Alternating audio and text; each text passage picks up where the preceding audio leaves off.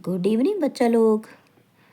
आज हम आप लोगों को तीनों क्लास हो, 6 हो, 7th हो, 8th हो, तीनों क्लास के लिए मैथ्स का एक कॉमन टॉपिक पढ़ाने जा रहे हैं, नंबर सिस्टम। ठीक है, नंबर सिस्टम मतलब जितनी भी आप नंबर्स पढ़ते हैं तो वो कई प्रकार की होती हैं संख्याएं। तो यही चीज़ें हम आपको बताएंगे कि संख्याएं कितने प्रकार की होती हैं। ठीक है, तो सबसे पहली आती है हमारी प्राकृतिक संख्या। प्राकृतिक संख्या हिंदी में बोलेंगे और इंग्लिश में बोलेंगे नेचुरल नंबर।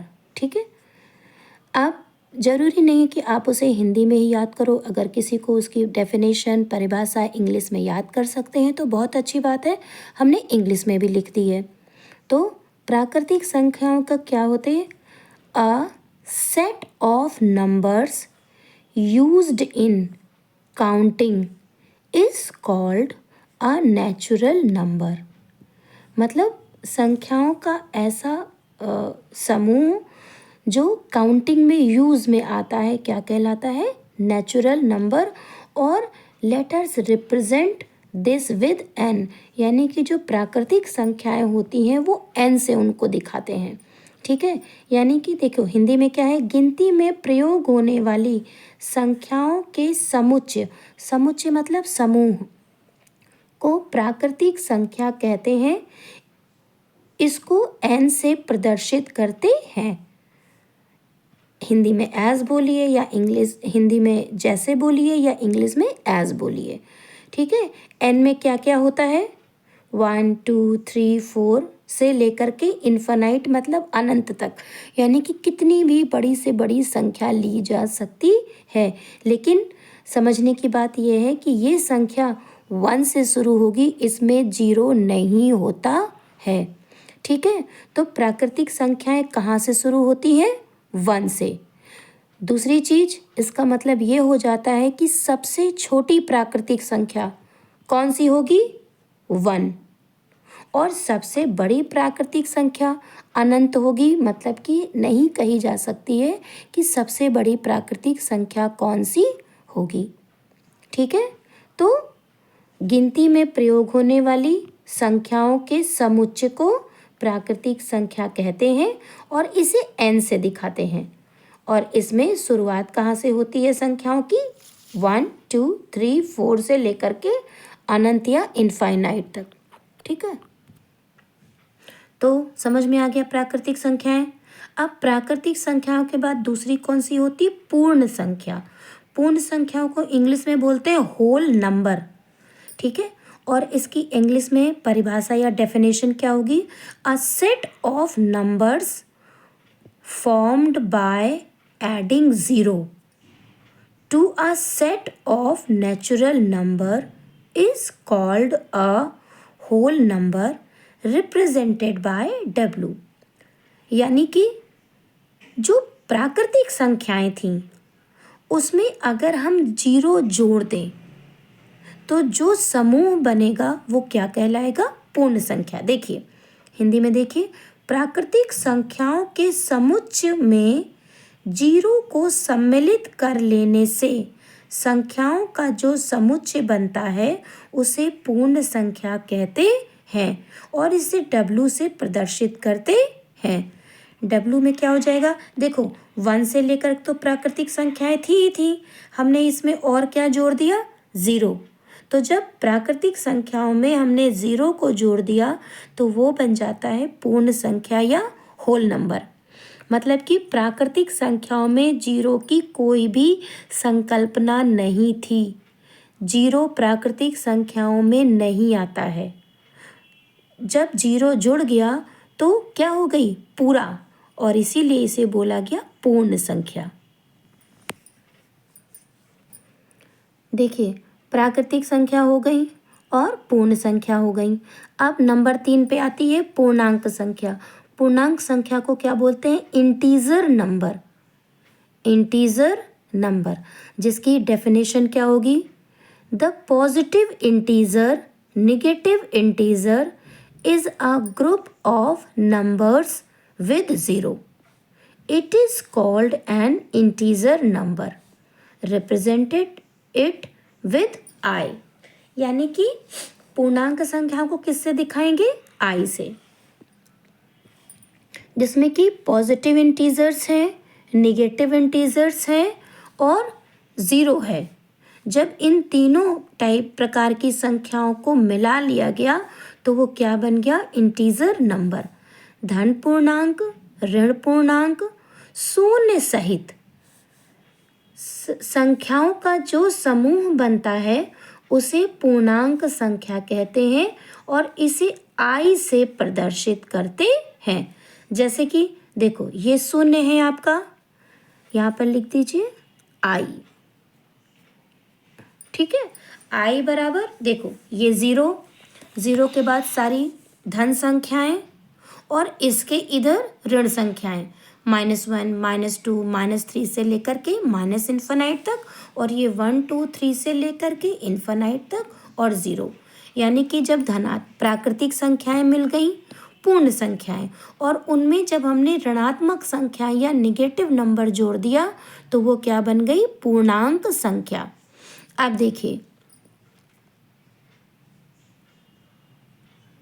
पूर्ण जीरो भी होता है, धनात्मक संख्याएं भी होती हैं और ऋणात्मक संख्याएं भी होती हैं। ठीक है, देखो अब यहाँ पर ये पूर्णांक का एक चित्र देख लीजिए कि पूर्णांक या इंटीजर नंबर में क्या होती हैं? धनात्मक पूर्णांक होते हैं, पॉजिटिव इंटीजर, निगेटिव इंटीजर या ऋणात्मक पूर्णांक और शून्य। जब ये तीनों चीजें मिल गई तो क्या बन जाती हैं? पूर्णांक संख्याएं।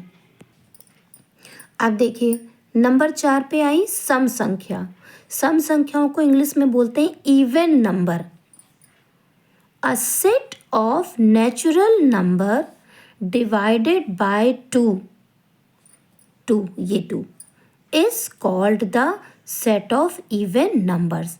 यानी कि 2 से विभाजित होने वाली प्राकृतिक संख्याओं का समुच्चय सम संख्याएं कहलाता है। समुच्चय मतलब समूह, हम बार बार बता रहे हैं, ग्रुप, समूह, यानी कि कोई भी संख्या जो 2 से विभाजित हो जाए। जैसे कि देखिए, जैसे कि 2 है तो अब 2 को आपने 2 से भाग दिया तो पूरा पूरा कट गया ना, क्या कोई शेषफल बचा? ऐसे ये देखो 2 और 2, तो 2 2 1 जा 2। ठीक, कोई शेषफल नहीं बचा। जैसे कि 4 को अगर आप 2 से भाग दोगे तो 2 दूनी 4। मतलब जो भी संख्या पूरा कट जाए वो क्या कहलाएंगी? सम संख्याएं। जैसे कि 0, 2, 4, 6, 8, 10, 12, 14, 16, ऐसे करते करते ये अनंत तक चली जाएंगी। ठीक है, फिर क्या आती हैं? नंबर 5 पे विषम संख्याएं। विषम संख्याएं मतलब ऑड नंबर। ऑड नंबर क्या होते हैं? अ set of natural number not divided by 2 completely. Completely मतलब पूरी तरीके से। ऐसा संख्याओं का समूह जो 2 से जिसमें पूरा पूरा भाग नहीं जाता है is called set of odd numbers. क्या कहलाती हैं? विषम संख्याएं कहलाती हैं। देखिए, 2 से पूर्णतया विभाजित ना होने वाली प्राकृतिक संख्याओं के समुच्चय को विषम संख्याओं का समुच्चय कहते हैं, अथवा वे संख्याएं जो सम नहीं है विषम होंगी। मतलब वो नंबर्स जो 2 से पूरा पूरा जिनमें भाग नहीं जाता है। जैसे कि 3, ठीक है, देखिए जैसे कि 3 में अगर आप 2 से भाग दोगे तो 2 करना 2, बचा 1, ये शेष बच गया आपका, इसी को तो शेष कहते हैं। जैसे कि मान लीजिए 5, 2 से भाग दे दीजिए, 2 दूनी 4, क्या बच गया? 1 शेष।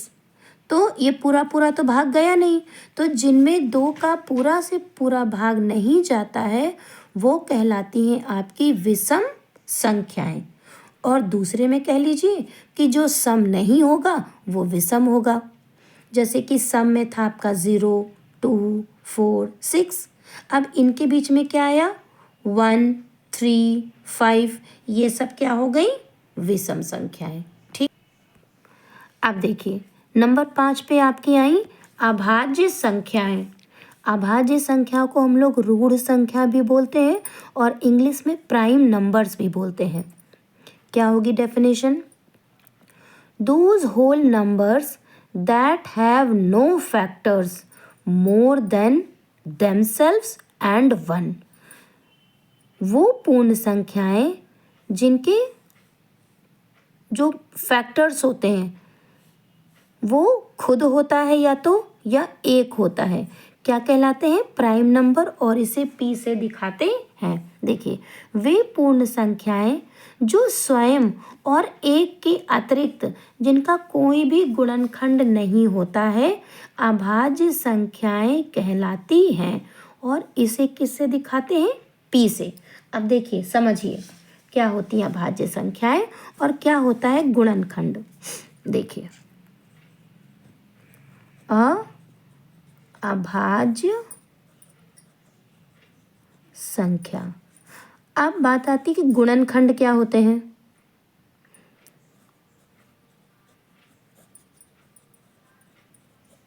जैसे मान लीजिए आपकी एक संख्या है 4, ठीक है, तो 4 1 के पहाड़े में आएगी, 1 चौको 4, 4 2 के पहाड़े में आएगी, 2 दूनी 4, 4 4 के पहाड़े में आएगी, 4 इकन्नम 4। तो इसमें कितने हो गए?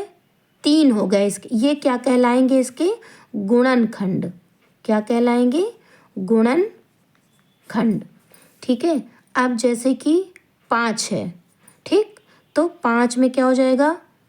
1 पंचे 5 और 5 इकन्नम 5, ये इसके गुणनखंड हो गए। समझ गए?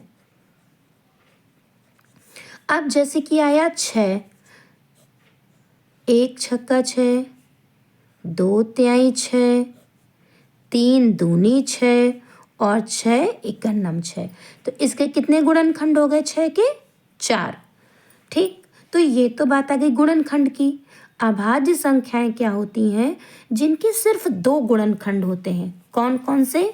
जैसे ये 5 है, 1 और खुद की वो संख्या। 5 किससे कटेगा? किसी से नहीं कटेगा, सिर्फ 5 से कटेगा या 1 के पहाड़े में आएगा। जैसे कि 2, 1 दूनी 2 और 2 के पहाड़े में आएगा। जैसे कि 3, 1 से कटेगा और 3 से कटेगा। ठीक है। जैसे कि 7, 1 से कटेगा और 7 से कटेगा। अब अगर आप ले लीजिए 9, तो क्या 9 ये क्या हो जाएंगे आपकी? ये अभाज्य है। देखो, क्योंकि इसके सिर्फ 2 गुणनखंड हैं। ये अभाज्य है क्योंकि इसके भी 2 गुणनखंड हैं। ठीक है। ये अभाज्य है क्योंकि देखो ये भी सिर्फ 1 से और खुद से कट रहा है। ठीक, और ये 2 भी अभाज्य है क्योंकि ये भी 1 से और खुद से कट रहा है। अब जैसे कि बात आई 9 की, तो 1 से कटेगा, 3 त्रिका 9 और 9 इकन्नम 9। ठीक है। तो क्या ये अभाज्य होगा? नहीं होगा। क्यों? क्योंकि इसके 3 गुणनखंड हैं, 1, 3, 9। ठीक, ये एक्स्ट्रा आ गया ना, यानी कि ये अभाज्य नहीं है। जैसे कि 11, अब 11 क्या होगा? 1 से कटेगा और 11 से कटेगा। ठीक, तो ये क्या हो जाएगा? एक अभाज्य। इसे भी बोलेंगे अभाज्य संख्या।